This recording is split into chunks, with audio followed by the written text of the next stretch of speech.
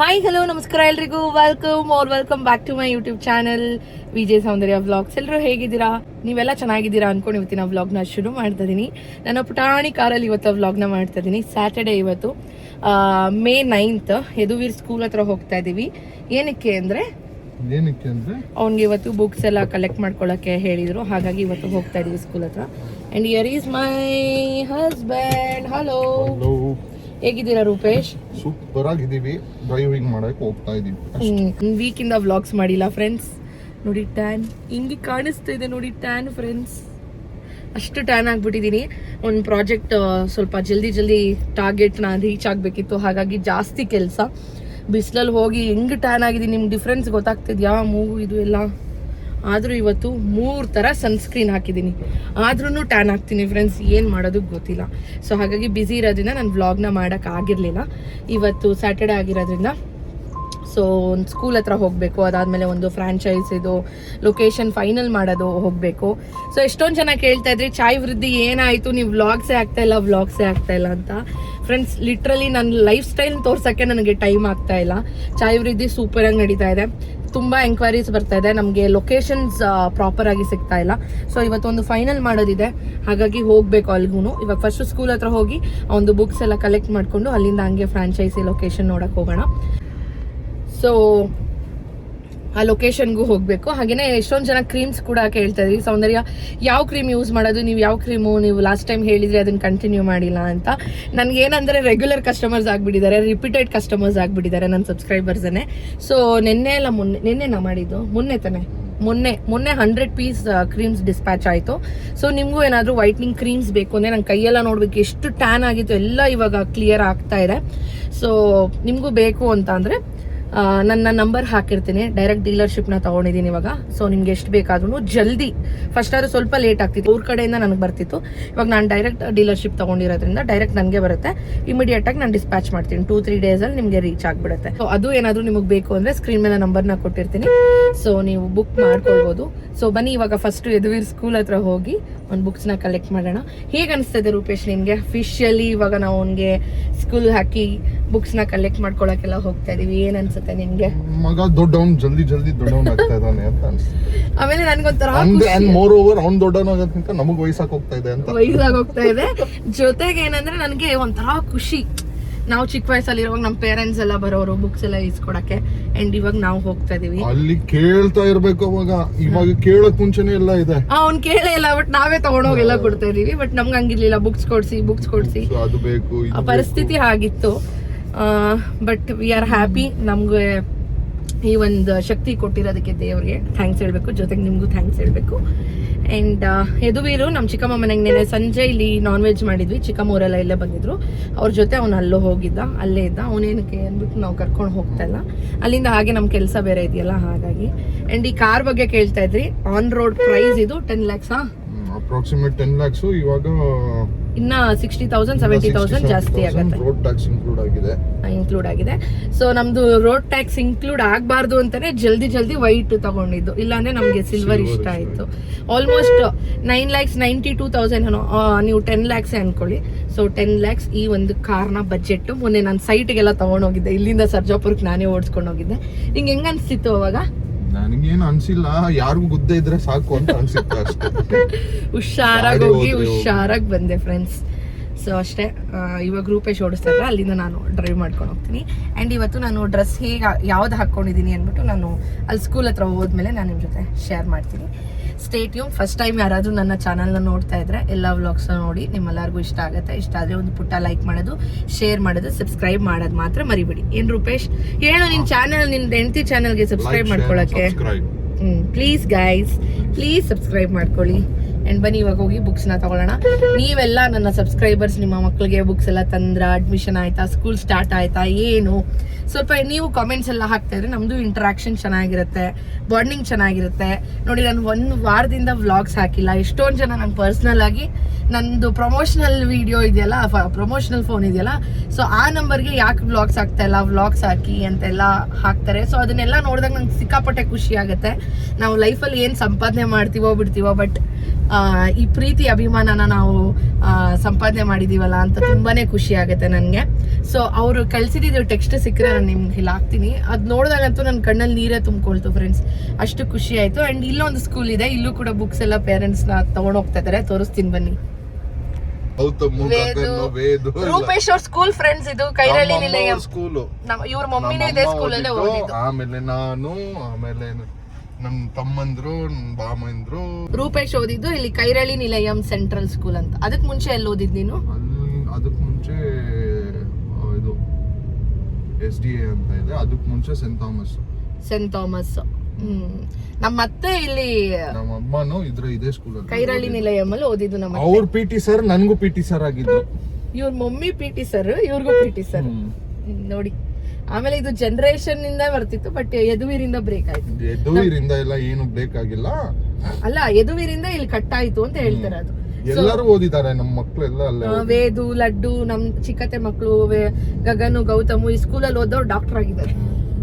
ರೂಪೇಶ್ ಹಿಂಗೆ ಡ್ರೈವಿಂಗ್ ಮಾಡ್ತಿದ್ದಾರೆ. ದೇವ್ರು ಚೆನ್ನಾಗೇ ಇಟ್ಟವನಮ್ಮ. ಜೋಕ್ ಮಾಡಿದೆ ರೂಪಿ ಮಾಮ, ಜೋಕ್ ಮಾಡಿದೆ ಮಾಮ. ಫ್ರೆಂಡ್ಸ್ ಬನ್ನಿ ಇವಾಗ ಹೋಗೋಣ.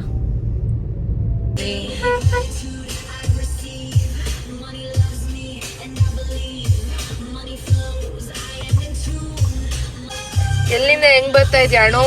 ವೇಟ್ ಮಾಡೋಕ್ಕಾಗಲ್ಲ ಫ್ರೆಂಡ್ಸ್. ಸೆಕ್ಯೂರಿಟಿ ಪರ್ಪಸಿಂದ ನಾನು ಯಾವುದೇ ಸ್ಕೂಲ್ ಕ್ಲಿಪ್ಪಿಂಗ್ಸ್ ಎಲ್ಲ ಏನೂ ತೊಗೊಂಡಿಲ್ಲ. ಸೊ ಜಸ್ಟ್ ಬುಕ್ಸ್ನ ಕಲೆಕ್ಟ್ ಮಾಡ್ಕೊಂಡ್ವಿ. ನೋಡಿ ಇದೇ ಕ್ವಾರ್ಟರ್ಸಲ್ಲಿ ನಾವು ಇದ್ದಿದ್ದು, ಅಲ್ಲೇ ಸ್ಕೂಲ್ ಕೂಡ. ಜಸ್ಟ್ ಒಂದು 2-3 ಮಿನಿಟ್ಸ್ ವಾಕಲ್ಲಿ ನಮ್ಗೆ ಸಿಕ್ಬಿಡ್ತಿತ್ತು.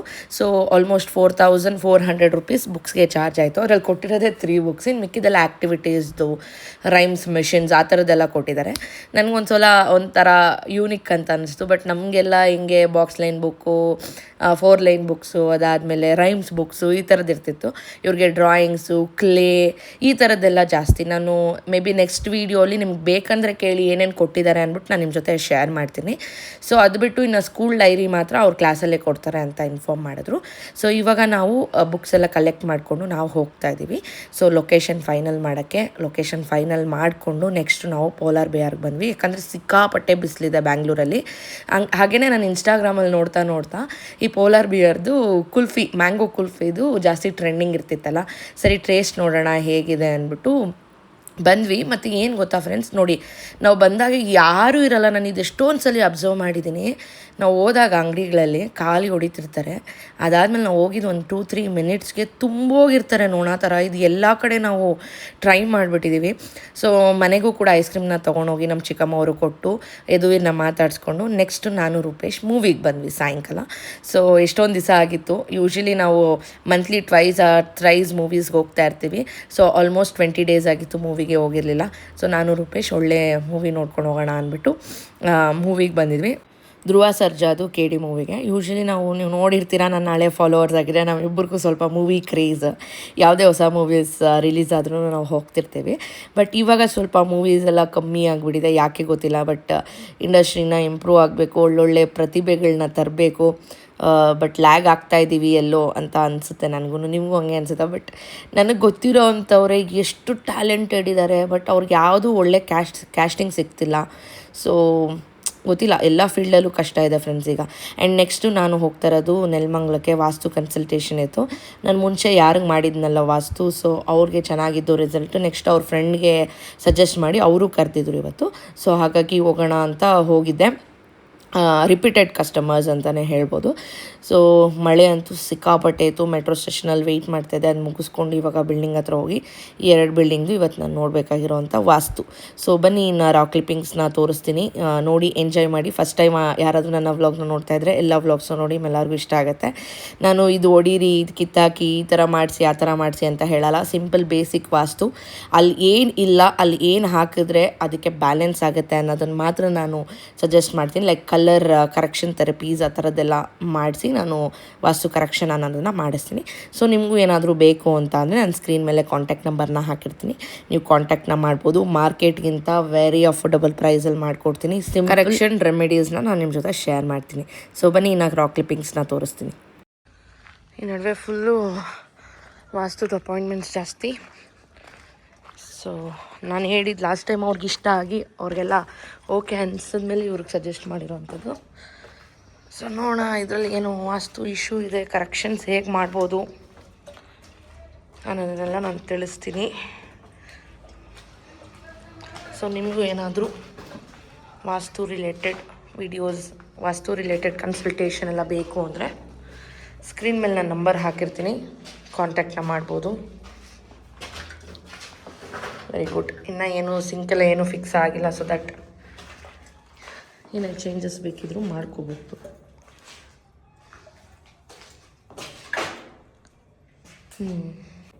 ಈ ನಡುವೆ ಜಾಸ್ತಿ ವಾಸ್ತು ಕನ್ಸಲ್ಟೇಷನ್ಸ್ ಜಾಸ್ತಿ. ಸೊ ನನಗೆ ಟೈಮ್ ಇಲ್ಲ ಅಪಾಯಿಂಟ್ಮೆಂಟ್ಸ್ ಕೊಡೋಕ್ಕೆ. ಫ್ರೀ ಆದಾಗ ಕೊಟ್ಟು ಬರ್ತೀನಿ. ಆಮೇಲೆ ನಾನೇನು ವಾಸ್ತು ನೋಡಿದ್ದೀನಲ್ಲ, ಸೊ ಅವರಿಂದ ತಿರ್ಗಾ ಸಜೆಷನ್ಸ್ ಬಂದು ಸಿಗೋವಂಥದ್ದು. ಇದು ಮುಗಿಸ್ಕೊಂಡು ನಾನು ತಿರ್ಗಾ ಸೈಟ್ ಹತ್ರ ಹೋದೆ. ಸೊ ಅವತ್ತು ಮಧ್ಯಾಹ್ನದ ಮೇಲೆ ಕಾಂಕ್ರೀಟ್ ಕೊಡ್ತೀನಿ ಅಂತ ಹೇಳಿದ್ರು. ಹಾಗಾಗಿ ಸೊ ಕಾಂಕ್ರೀಟ್ ಹಾಕೋಕ್ಕೂ ಮುಂಚೆ ನಾವು ಕಾಂಕ್ರೀಟ್ PCC ಫ್ಲೋರಿಂಗ್ ಹಾಕೋಕ್ಕೂ ಮುಂಚೆ ಆ್ಯಂಟಿ ಟರ್ಮಿಟ್ ಟ್ರೀಟ್ಮೆಂಟ್ ಅಂತ ಮಾಡ್ತೀವಿ. ಸೊ ಇದೊಂದು ಸಜೆಷನ್ ಅಂತಲೇ ತೊಗೊಳ್ಳಿ. ನೀವು ಯಾರಾದರೂ ಮನೆ ಕಟ್ತಾ ಇದ್ದರೆ ಫಸ್ಟು PCC ಆದಮೇಲೆ ಸಾಯಿಲ್ ರಿಫಿಲ್ಲಿಂಗ್ ಆದಮೇಲೆ ಕನ್ಸಾಲಿಡೇಷನ್ ಚೆನ್ನಾಗೆ ಸಾಯಿಲ್ ಆದಮೇಲೆ ಕಾಂಕ್ರೀಟ್ ಹಾಕೋಕ್ಕೂ ಮುಂಚೆ ಹೋಲ್ಸ್ನ ಮಾಡಿಬಿಟ್ಟು ಆ್ಯಂಟಿ ಟರ್ಮಿಟ್ ಕೆಮಿಕಲ್ ಅಂತ ಬರುತ್ತೆ. ಸೊ ಇದನ್ನು ನೀವು ಕಾಂಕ್ರೀಟ್ ಹಾಕೋಕ್ಕೂ ಮುಂಚೆ ಫ್ಲೋರಿಂಗಲ್ಲಿ ಹಾಕಬೇಕು. ಇದು ಯಾಕೆ ಹಾಕಬೇಕು ಅಂತಂದರೆ, ನಾವು ಇವಾಗ ಏನು ಮನೆ ಕಟ್ತಾ ಇರೋ ಜಾಗ ಮುಂಚೆ ಅದೆಲ್ಲ ಅಗ್ರಿಕಲ್ಚರಲ್ ಲ್ಯಾಂಡ್ ಆಗಿರೋದ್ರಿಂದ ಟರ್ಮೇಟ್ಸ್ ಎಲ್ಲ ಜಾಸ್ತಿ ಇರುತ್ತೆ. ಸೊ ಮನೆ ಒಳಗಡೆ ನಾವು ತಿರ್ಗಿ ಏನೇ ವುಡ್ ವರ್ಕ್ಸ್ ಮಾಡಲಿ, ಏನೇ ವರ್ಕ್ಸ್ ಮಾಡಿದ್ರು ಬೇಗ ಹಾಳಾಗೋ ಚಾನ್ಸಸ್ ಇರುತ್ತೆ. ಹಾಗಾಗಿ ಆ ಟರ್ಮೇಟ್ಸ್ ಎಲ್ಲ ಹಾಳಾಗಬೇಕು, ಎಂಟರ್ ಆಗಬಾರ್ದು ಅಂದ್ಬಿಟ್ಟು ಈ ಥರ ಹೋಲ್ಸ್ನ ಮಾಡಿ ಕೆಮಿಕಲ್ನ ಈ ಥರ ನಾವು ರೇಷಿಯೋ ಅಲ್ಲಿ ಮಿಕ್ಸ್ ಮಾಡಿ ಹಾಕ್ತೀವಿ ನೋಡಿ. ಈ ಥರ ಹೋಲ್ ಮಾಡಿ ಆ ಹೋಲ್ಸ್ಗೆಲ್ಲ ಹಾಕಿ ಅದಾದಮೇಲೆ ನಾವು ಕಾಂಕ್ರೀಟ್ನ ಹಾಕ್ತೀವಿ, PCCನ ಹಾಕ್ತೀವಿ. ಸೊ ಈ ಕೆಮಿಕಲ್ ಎಷ್ಟು ಬ್ಯಾಡ್ ಆರ್ಡರ್ ಇರುತ್ತೆ ಅಂದರೆ ತಲೆನೋವೇ ಬಂದ್ಬಿಡುತ್ತೆ. ನಾನು ಅಲ್ಲಿ ನಿಂತ್ಕೊಳ್ಳೋದಿಲ್ಲ, ಅಷ್ಟು ಪವರ್ಫುಲ್ ಆಗಿರುತ್ತೆ. ಸೊ ನೀವು ಯಾರಾದರೂ ಮನೆ ಕಟ್ತಾ ಇದ್ದರೆ ಈ ಸಜೆಷನ್ನ ತಗೊಳ್ಳಿ, ನಿಮಗೂ ಹೆಲ್ಪ್ ಆಗುತ್ತೆ. ಸೊ ಇವತ್ತಿನ ವ್ಲಾಗ್ ಇಷ್ಟೇ, ಇಲ್ಲಿ ಎಂಡ್ ಮಾಡ್ತಾ ಇದ್ದೀನಿ. ನೆಕ್ಸ್ಟ್ ವ್ಲಾಗಲ್ಲಿ ಸಿಗ್ತೀನಿ. Until the take care, bye bye, lots of love.